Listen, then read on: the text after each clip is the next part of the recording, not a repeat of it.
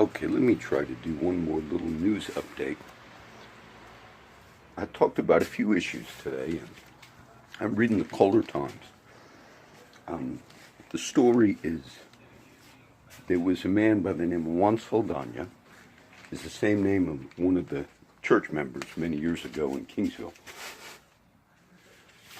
But one night, another man by the name of Arturo Cantu, who was 24 years old, his son woke him up, and there were people outside breaking into cars. This was in June of, I guess, this year.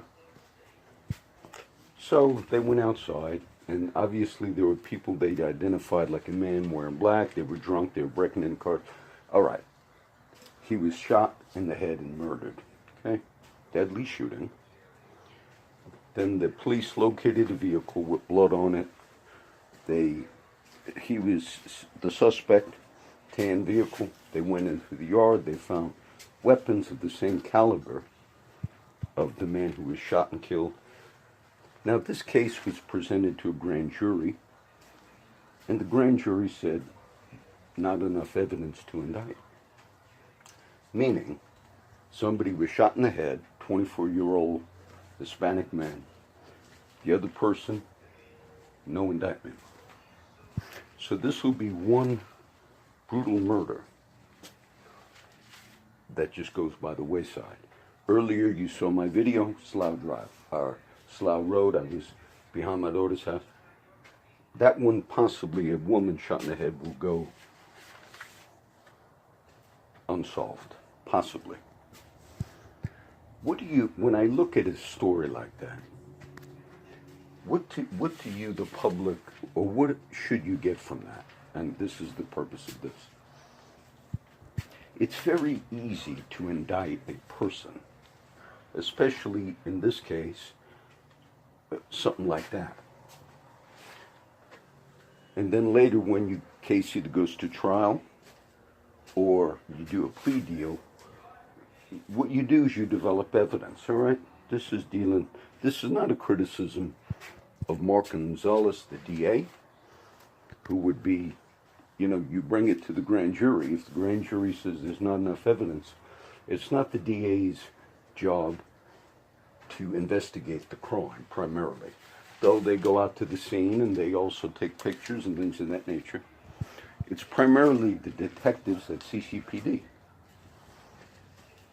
When the Slough murder took place, the woman by the name of Brenda, I remember reading the paper, and it said they're asking if any residents could assist that have video cameras on their homes. Something happened about 2 weeks ago between some other neighbors, not me. My wife never told me, because we had video camera in front of our house, that the cops had come by. I think I was in the yard, and maybe she didn't want to tell me. But they asked, it was a possible thing, like a criminal mischief between two neighbors. And my wife had, I guess, showed them our video. She controls the video, thing on the house. Security camera, it's real. And of course, I don't think they found anything. So of course, I would never tell CCPD, no, you can't look at a video camera, okay? But in the murder of this girl, Brenda King, I believe, the CCPD, at least in the paper or as well online, said, we're asking anybody in that neighborhood that has video cameras for you to look at your video cameras, and if you see something suspicious, contact us. What you do in a murder, which is much higher, severe than a criminal mischief, you go to the homes and you review, because detectives are supposed to be able to spot something that maybe people living in the house, if they're looking at it, what this shows me is really a problem. The problem is, it's up to each police department in each city. When they have leads, they pursue cases, and you interview the people, the witnesses. I'm wondering if they really did a sufficient job in interviewing witnesses. or if they just wanted to wrap up things quickly. This really gets to the heart of problems within the policing. I don't blame them for the crimes that criminals commit. And we want a fair thing. But what this shows me is an insufficient detective investigation on not just this, but on other things. Every city has, my daughter made the comment earlier when I informed her we had another woman shot last night, and it actually said, the story online on the local news said they're trying to find out, why it happened. Well, you want to, of course, catch someone if they're involved in a murder. When we had it just came to my mind, there was a drive-by shooting on Annapolis Street maybe 2 months ago, and that's like a little area where I would walk sometimes because there used to be a little AA meeting, and I would take pops to sometimes. And I remember, okay, drive-by, if there's bullets hitting and went through the house, didn't kill anybody, but people living there off of Staples in Annapolis, they reported, we think they were doing target practice on the sign. Of course, the sign wasn't hit. How they had determined they were just shooting at a sign, and it almost seemed like they wanted to wrap that up that night. Like, that's it. We went, maybe they were shooting at the sign. When you have a murder thing, multiple ones now in the last few weeks, and this one, of course, the grand jury just said, look, you got to have witnesses. The question would be, are you interviewing? Are you doing the job? This comes down to, do you have a problem, whether it's a fire department, police, is there a problem there? And